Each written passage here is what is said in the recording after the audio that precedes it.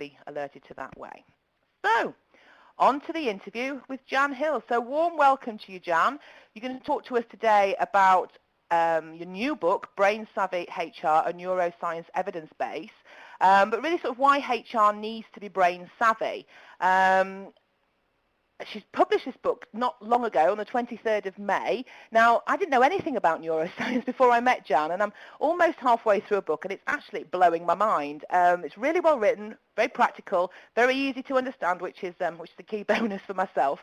So I'm really looking forward to hearing more about Jan and her book. And don't forget, everybody on the line at the moment, at the end of the webinar, I am going to let you know how you can all get your free Amazon Kindle copy too. So stay tuned, and right at the end, I'm going to sort of give you a link that will enable you to get there as well. So without further ado, welcome, Jan. I'm sure you can do a better job of introducing yourself than I ever could, so I'll pass it over to you. So hi, Jan. Thanks for coming to talk about your new book. And could you tell the listeners a little bit about yourself, please? Hi, everybody. Thank you, Liz. So a little bit about me. So I'm a sort of long-term HR person, more years than I wish to share with the people on the webinar. And I guess my HR career has been in two chunks. So the first chunk was as an HR practitioner, mainly in HRD roles for big global financial institutions. Mm-hmm. Those financial institutions kept getting taken over, and I eventually ended up in a COO role, which is the sort of role in a bank that looks after all of the non-revenue producing areas, so kind of operations, finance, HR, all of those sorts of areas. And I got that role really because I knew two banks who were merging and was able to really do all the change management around that merger. Okay. Those banks merged again with someone else, and at that point I kind of thought I'd had enough of this and set my own organisation up, which has gone through lots of iterations, and Head, Heart and Brain is the latest of those iterations. And what we did when we set up Head, Heart and Brain is really want to provide an offering around leadership development and particularly HR capability, where we do a lot of work that looked at three main areas, really what the name says. So we work with the head, so the rational content that people need to know to do their jobs well. But we also work with the heart, which is the emotional side, the piece that gets us engaged and actually, as we'll talk about a bit more later, actually means we do something different. And then finally, the brain is about the neuroscience. So taking the findings from neuroscience and interpreting what that means for HR and leadership. So that's a little bit about me. Okay. You're one of the first people to gain the only recognised qualification in neuroscience. Is that right? That's right. I did a postgraduate program in neuroleadership, which is the application of neuroscience to leadership and change. And I think I was the kind of second cohort through with that. It's a global program, all kind of run virtually and accredited through Middlesex University. Okay, brilliant, brilliant. Now, Jan, one of the things I was quite interested in is what made you write the book in the first place? It's a very, very big book. It must have taken you. It's interesting to know sort of where you start from.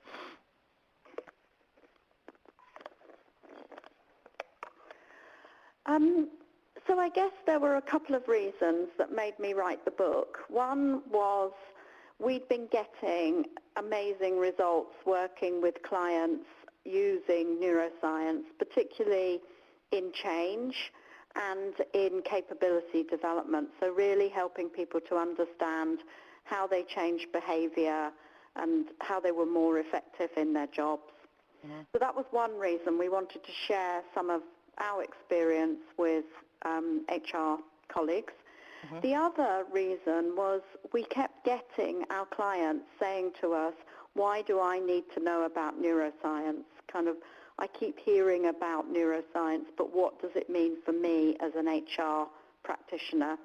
And so we see the book very much as a dip-in book. So it's interesting, Liz, you're halfway through it, but we really wrote it for people to be able to dip into it and look at the chapters that were of interest to them. So when you look at the book, you'll see there are chapters that are about reward, about performance management. There are also chapters about leadership development and training.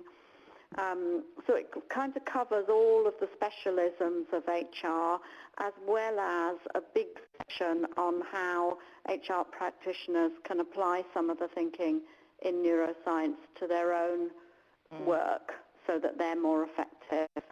Okay. And so you sort of mentioned earlier why would HR people need to know about it? Why should they know, and why should they care about neuroscience in general?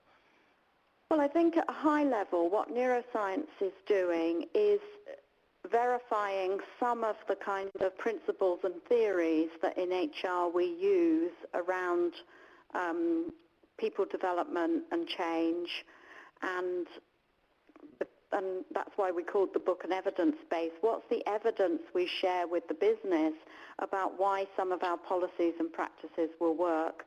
So there are things coming through from neuroscience that agree with what we've traditionally done, but equally there are some findings that are beginning to challenge some of what we've typically done in HR.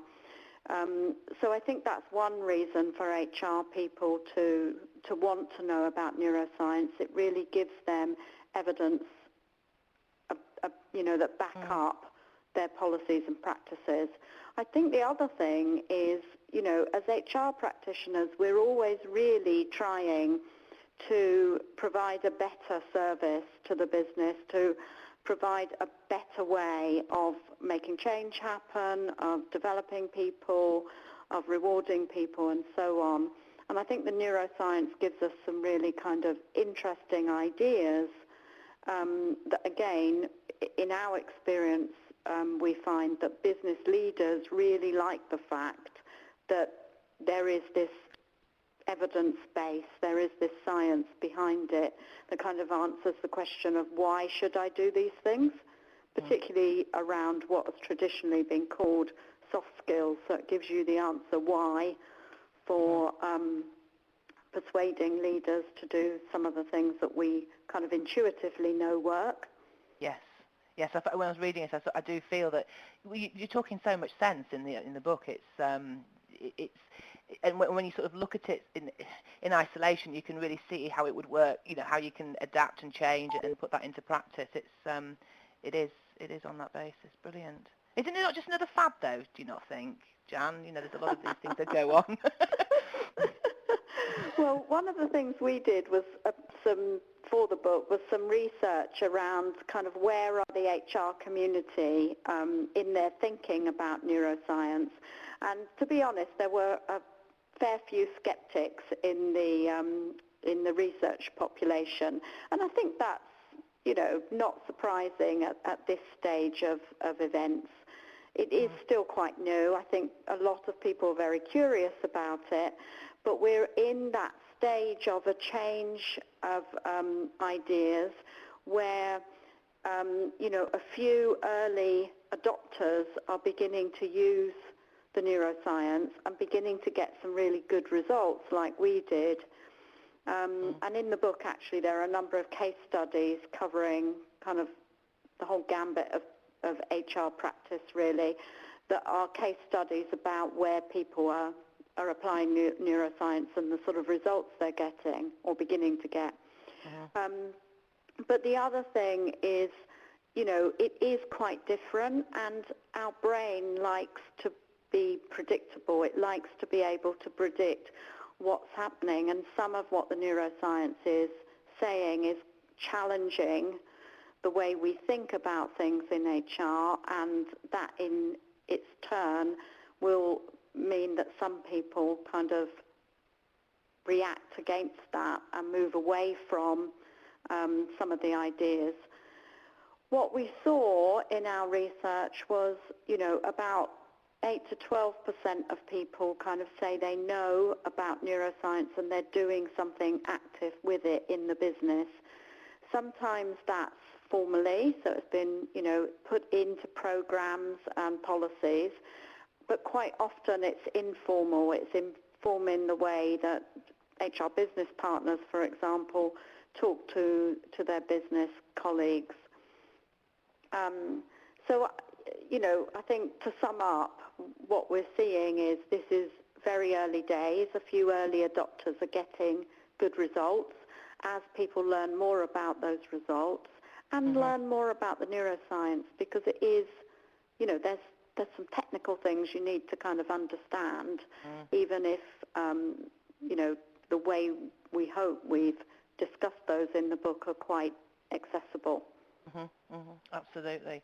It's fascinating. I mean, you've created a core model as well, which is sort of a really good sort of way of understanding how it impacts. But I don't know if anybody else is on the line that maybe some people don't know a lot about neuroscience. But what do you think are the 4 main things that HR professionals should know about it? Well, I think the 4 things that are really well verified and well researched are probably, first of all, the idea that our brain constantly scans for threat and reward. So if you think about survival, basically, it was really important that people noticed as they evolved what were the things that might kill them, so that they couldn't pass their genes on to the gene pool. And our brain notices about 3 times as much threat as it does reward. So what that means in practical terms in a business context is that our brain is constantly seeking things that might be dangerous for us. And in business, that's often social things.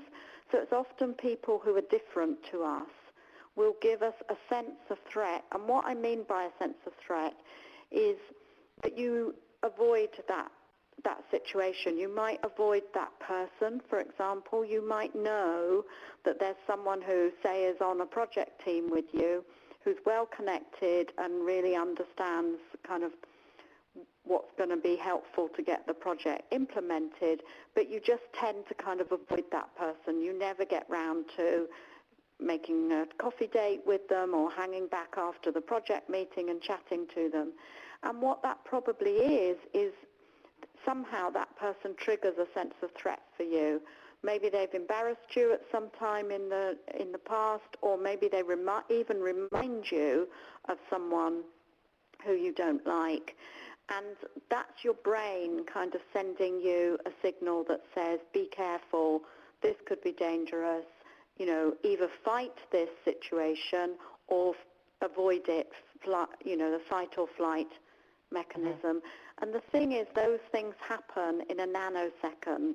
So you're responding, you're reacting like that before you can logically understand why you're reacting like that. If we calm down, if we step back and look at the situation rationally, we can often overcome that threat response, but it takes some self-awareness, and you need to be able to notice that you're kind of not getting round to having coffee with this useful person. I think the other side of this equation is obviously reward, and there are lots of things that make us feel good that we probably don't really pay sufficient attention to in a business context, which leads me on to the second thing that I think is really important, and that's social connection. Right. So there's a neuroscientist called Matt Lieberman who's written a really brilliant book called Social, Why Our Brain is Wired to Connect. And it's Lieberman's hypothesis that we actually, as humans, developed a big brain in order to understand each other better. And the reason why we need to understand each other is because as humans, we can't really survive without the help of our colleagues, without the help of our group. So if you think about a human baby, they can't actually survive without getting their carers to put their own needs into the background and help the child to survive. You know, and anyone who's got children knows what that feels like when they've been up in the middle of the night for months and months on end. Absolutely, yeah. Mm-hmm.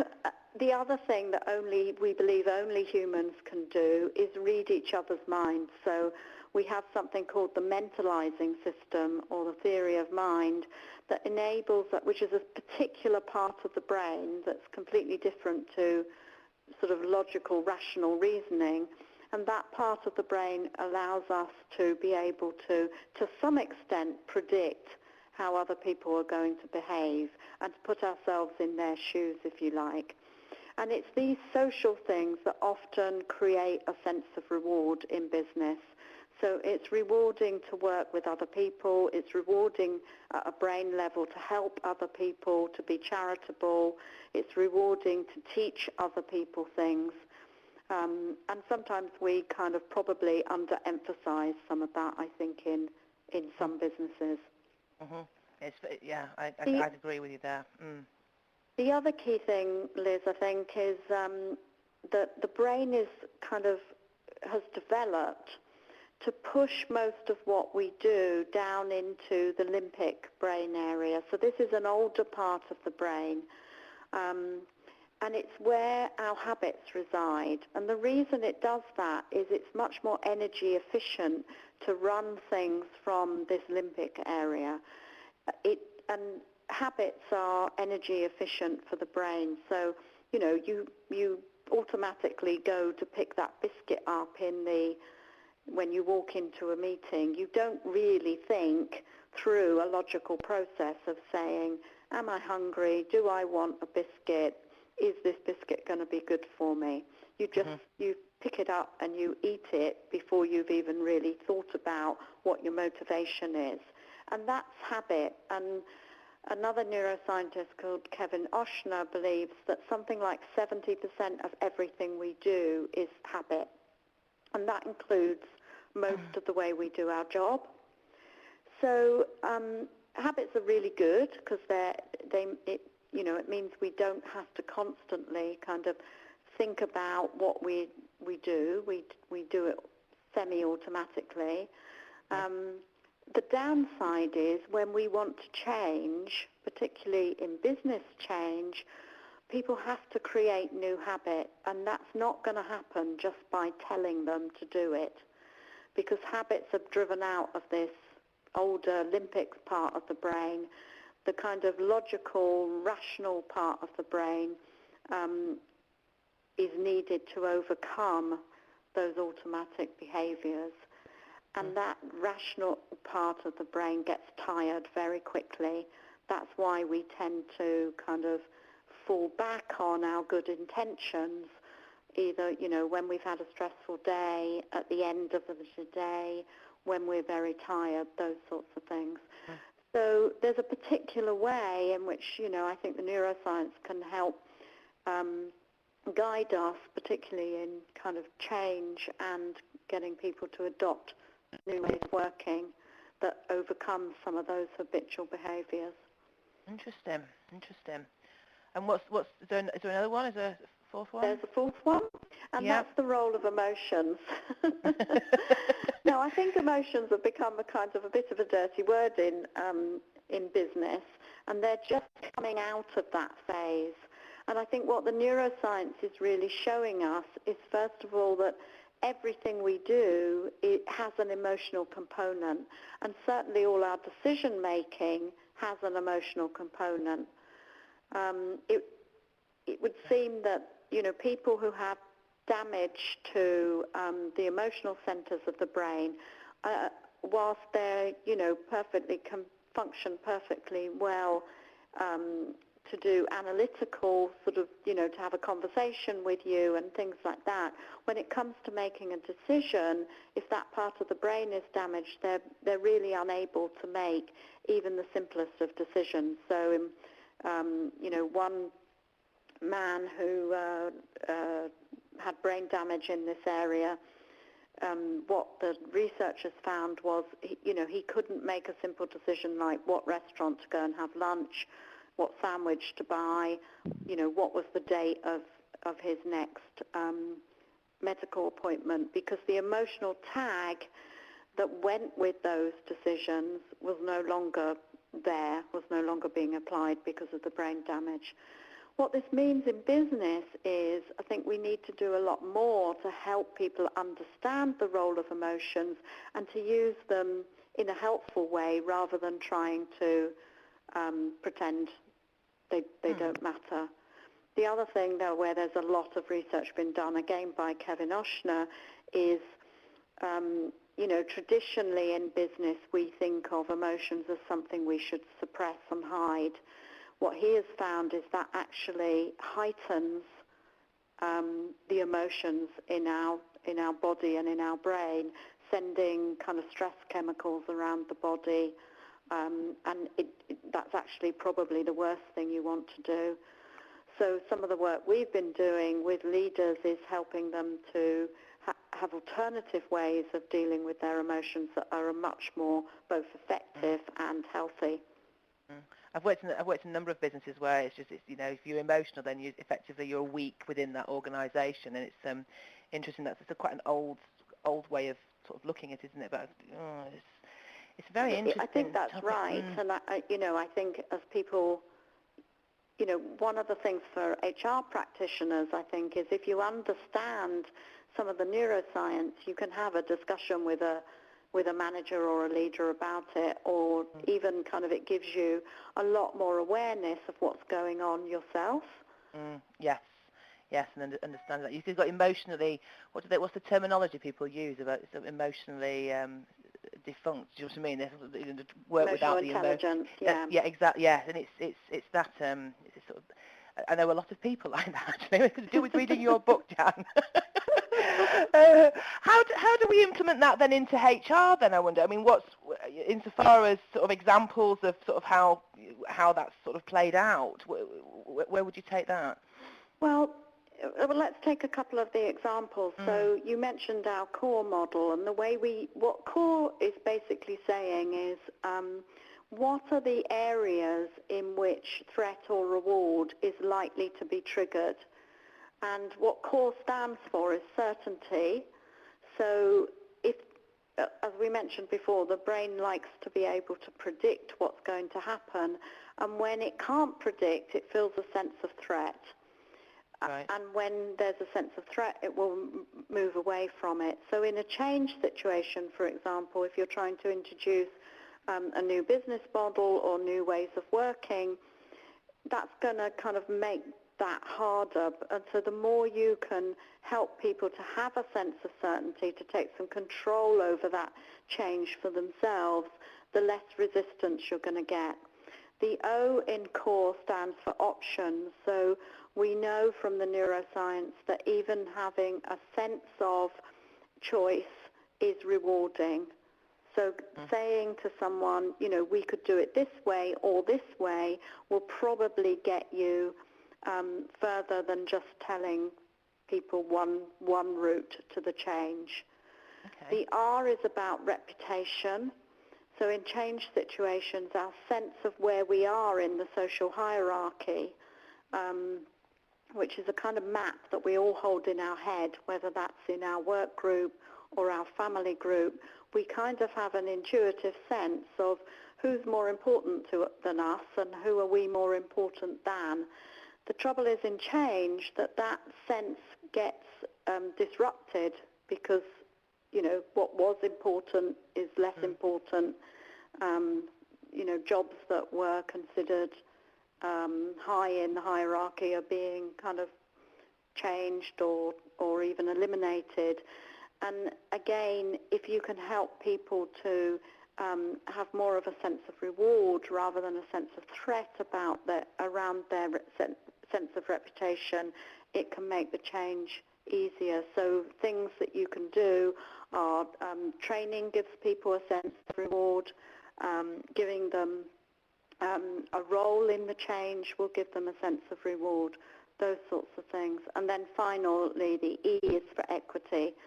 So making sure that what is happening in the change situation is fair, not just from the end point, the outcome, but also the process that you go through. So we use that core model with our clients to help them both plan their change, to monitor how the change is going, and to, as a diagnostic, if things aren't going very well for some reason. You can also use it if you think about, trying to persuade someone to do something new. It's quite a good kind of little tool for saying, if I'm making this proposal to my boss, for example, that we should adopt a new policy, if I look at the core model, how is my proposal going to impact his or her sense of certainty, options, reputation, and sense of equity? You could use that sort of throughout the whole management process, really, couldn't you? I mean, I was thinking of the situations I find myself in quite frequently, and I'm thinking, if I just adapted that every time I had wanted encourage people, change the way they're doing things, whatever that might be, it's something that you can sort of just almost have I suppose like a checklist. How's it going to be as I go? How's this person going to respond to this particular situation? Exactly. And I think one of the things to go back to, why are there some people who are skeptical about neuroscience? One of the reasons I think there are some questions around neuroscience amongst HR practitioners is that sense of threat. So, if we could adopt more of a kind of giving people a sense of certainty, and that's what we, it's only one step that we hope the book will do is to give people that kind of knowledge, to give them some ideas about how neuroscience can be applied, and that will increase their sense of certainty. It might even also increase their sense of reputation because they will know something that their colleagues don't. Absolutely. That's brilliant. Absolutely brilliant. I'm wondering, has anybody else got any questions that we've got, the listeners today? I'm wondering if there's some questions that somebody might want to ask Jan about neuroscience or sort of anything that we've been talking about today. Please use that chat box to raise them there. I think it's a very full-on subject, isn't it? Really, that's the right way of saying it. But there's a lot. There really is a lot to take on with regards to sort of how it works. When I was reading it, I was like, okay, let me just really digest that. And I kind of think which part of my brain was working when I was reading that particular sentence. So it's there's a lot to take in. If we haven't got any more questions, are they coming through? Okay, something's coming. See. What you talked about change. So how would the change? How would it be relevant to the reward? That's one question that's come through. That makes sense. Sorry, say the question again, Liz. You've talked about change. So someone's asked the question earlier on the. How would this be relevant to reward? Reward, yeah. Rewarding people in business. There you go. Yes. So. I think one of the areas that is probably pretty controversial, but I think at least is quite interesting, is some of the science around what actually does reward people and motivate people. And we've tended in business to, in the main, pull one lever, and that's the monetary lever. What the science is beginning to say is that actually the social type aspects are as rewarding as money, if not more so. So doing something for someone else, being altruistic, gives people in the brain the same reward, using the same reward networks as giving people a bonus. And I guess one of the things we've done is have kind of our reward policies tend to have shifted all in one direction, and we're probably neglecting some of those, what are in effect free rewards in business. And I think we're beginning to see some of that balance come back, but it's, it's going to take some time. That answers that question. There's another question that's come in that's another good question. There's a great amount of clinical research in the area. Hang on, is there a great amount of clinical research into the area as of yet, or is it the basis mainly theoretical at present, do you think? No, there's masses of clinical research. So, for example, the core model is backed by numerous pieces of clinical research that neuroscientists have done all around the world, so it's not just an American thing. And basically what we did when we developed that model was go back to the science and say, what are the kind of trends that we're seeing here? I think the other thing I would say is there are a number of neuroscientists who've kind of realized that the work that they're doing in the lab has implications for business, has implications for individuals for that matter, and have become quite kind of adept at being able to kind of summarize and talk about what their research is showing in a way that's accessible to the layman. So I mentioned Matt Lieberman's book. That would certainly be an example of that. There's another really great book written by a neuroscientist in England called John Coates, who's done some fascinating work on traders and the impact of basically their intuition on their trading performance and the kind of chemicals that impact their risk levels and therefore their sort of success in work. So I think there are two things going on. One, there are people like me and others who are, tracking what the scientists are showing in their clinical experiments and interpreting what that means for business. And then there are some scientists themselves who are directly doing research with organizations. You've got some really good reference points, haven't you, in your book as well? I mean, they're just quite a big area of different sort of examples of that as well. So that's a good thing to sort of make reference to. There's another really good question as well. Can you give some practical example of the way some of your clients have applied this, particularly in training and learning and development? Yes, certainly. So obviously this is an area we work in quite a lot, and there are some case studies in the book as well. But let me give you two examples of the way we've worked with clients using neuroscience in learning and development and leadership development. So the first way is what we call behind the curtain. So we use the neuroscience of learning and habit change to design all of our programs. We don't necessarily tell our clients about that, but we're using what we understand about the way people learn in the design so that you basically get better results. So for example, people learn best when they understand what's in it for them, when they gain insight rather than being told about something new, when they are able to apply that to themselves in a practical way, so they're taking that insight and saying, what does this mean for me in my job?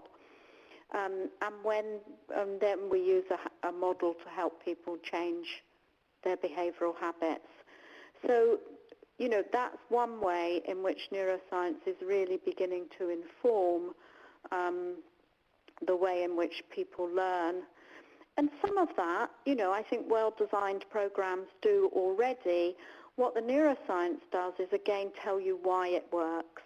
And, it can help clients to be able to kind of almost audit development programs and say, is this following the way in which people actually learn?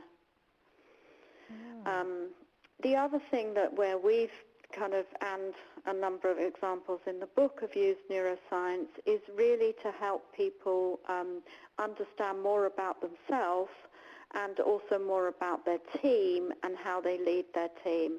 So again, we use that core model to help leaders understand how their leadership style may be impacting team members and, how they can flex some of those 4 actions, basically. I think you also see we've done quite a lot of work with using some of the neuroscience around influence as well, and the stuff on emotions, helping people to have better emotional control.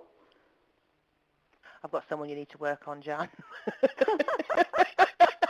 I really do. Everything you're saying now, I'm thinking, okay, that's brilliant. Thank you very much. So can I just ask Carolyn if that? Oh, she said thank you now. Thank you. Great. Yes, I think that's answered. That's brilliant. Okay, we're not getting any more questions through at the moment. So if you have one, then please put it up on the chat box. But I think before we go any further, there's a course, an introduction to neuroscience that you've got running, isn't there? That backs up the book. Could you just spend a minute or two just telling us a little bit about what that's about, please, Jan? Yeah. So I'll say a little bit about the course, but I'll also say something about our breakfast meetings. So, as I said earlier, one of the reasons we wrote the book was because people kept asking us about why neuroscience might be useful to them as HR practitioners. And we've equally had a number of people ask us, what they should know about neuroscience, and importantly, how you apply it. I mean, it's all very well kind of knowing this stuff in theory, but what does it really mean in practice is where it becomes really valuable, I think. So as part of the launch of the book, we've put together a one-day workshop which really introduces you to these 4 ideas that we've been talking about here: threat and reward, social, connection, habit, and the role of emotions. And the morning is a kind of introduction in quite a practical way, so you get to kind of experience threat and reward, for example. And then the afternoon is really much more about what does this mean in terms of the way I manage change in my organization, the way I get people to behave differently in the organization, and the way I help people to be more resilient around kind of change and their emotions. And what people get in that is an opportunity to actually take some of those concepts and apply it to things that are actually going on in their business. We're running that program in-house for whole HR teams.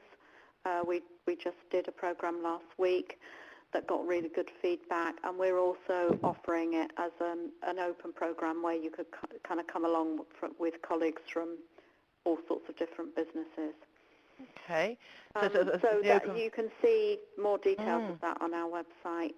The other thing we do, if people are based in London, we run a breakfast club for senior HR people that meets about once every 5 to 6 weeks over breakfast, obviously, and again takes a topic from an HR topic and says, what's neuroscience beginning to tell us about this, and so we do a short piece of input around the neuroscience, but really the bulk of the time is an opportunity for people to kind of have a discussion about what they think about the topic and the science and what it might mean in their organizations. So it's very informal, but it's, if people are in London, it's quite popular. And upcoming topics are, we've got one on learning and behavioral change. We've got one on decision bias and how that impacts diversity. So those are the sorts of topics that we cover. Okay. If anybody's interested in that, if you just want, we can send through some information, I think, can't we, Jan, with regard, or you can directly with Absolutely, yeah. regards to sort of the flyers or anything like that. If you're interested, do you want to just put the word yes into the chat box, and we can sort of let you know a little bit more about the breakfast meetings and the introduction to the neuroscience, the course that you're going to be running there. Brilliant. Thank you. And what we'll do is, I think we'll send you different to obviously the webinar, the slides and everything, but we'll send you a sort of an email with all that information in, so thank you for that. So just write yes in there. That would be brilliant. That's lovely, Jan. Wow. What a lot we've covered there, I think, didn't we? So I bet you're sitting on the edge of your seats wondering how you're going to get a copy of this free free Kindle Amazon book. Before we get to that point though, thank you very, very much, Jan, for sitting with us on that very, very interesting subject. Now, I'm a recruiter, so insofar as the neuroscience is more from the management of within my business, and I found it most useful. But for the HR practitioner, I think it's absolutely invaluable at this moment in time to sort of to bring that on board. So fabulous. Thank you very, very much. Liz. Well, thank you for asking me. For any other recruiters on the line, there are a couple of chapters in the book about neuroscience and recruitment, so brilliant. I'm going to. I'm the kind of person. I'm the kind of person that has to read a book or a magazine or anything from front to cover. I'm not very good at delving in and out. You'll enjoy them when you get to them. Looking forward to it. Thank you very much, Jan. We've got some people that are interested in getting that information, so I'll get that information to you. That's brilliant. So before I get to that point, we've done our questions. Just to let you know, I'm not going to be interviewing next week. I'm going to actually be presenting. We're going to be talking about mobile and social recruitment and how you can integrate that into your recruitment strategy, that's what I know about. So I'd be really, really welcome you all to join us next week on the 24th, which is a Tuesday, to talk about that for half an hour. Some really interesting information coming out and sort of how you can do it, because it really is a hot topic of getting those candidates through the door and into your business. If you want to view more webinars, as I said before, join our look at the website, join our webinar group. It would be great to see you there. Alternatively, connect on social media and sort of download the slides, etc. So they're the links for you there. And finally, here's the link. If you want to click this link, and what I'll also do when I end the webinar as well, which will be in a minute or two, I'll give you the link so it'll take you direct to there. So Jan's kindly offered the listeners on the line today the opportunity to download this particular book to their Kindle. If you haven't got a Kindle, you can still download it to a Kindle app. I think that you can get that Kindle app from, can you get it on your desktop? I've not actually tried that out yet. Yeah, you can. So you get it on your tablet, on your phone, or on your desktop. Brilliant. So you could read it. If you just go to the Amazon page where the book is, it will give you a link to that. And to download it. Brilliant. So that's where you can get the book, and that's available until Sunday. Is that Sunday evening, John? You've set that up it till? It should be, yeah. Yeah, brilliant. So please go there and get your free copy today. And thanks to ever so much for those fabulous questions and for being a really good audience today. It's been such an enjoyable webinar, a very different one. This is the first interview I've done, so I'm sure I can take a lot out of it and we can move on. So it's quite a different way of doing it, isn't it? So thank you all for your patience today, and pleasure meeting you all. So thank you. I'm going to end the webinar in just a second. So I'm going to stop talking now. Can I just say thank you to everyone for their interest, and hope you enjoyed the book. Lovely. Thank you, Jan. Thanks, Liz. Thank you. Thank you, everybody.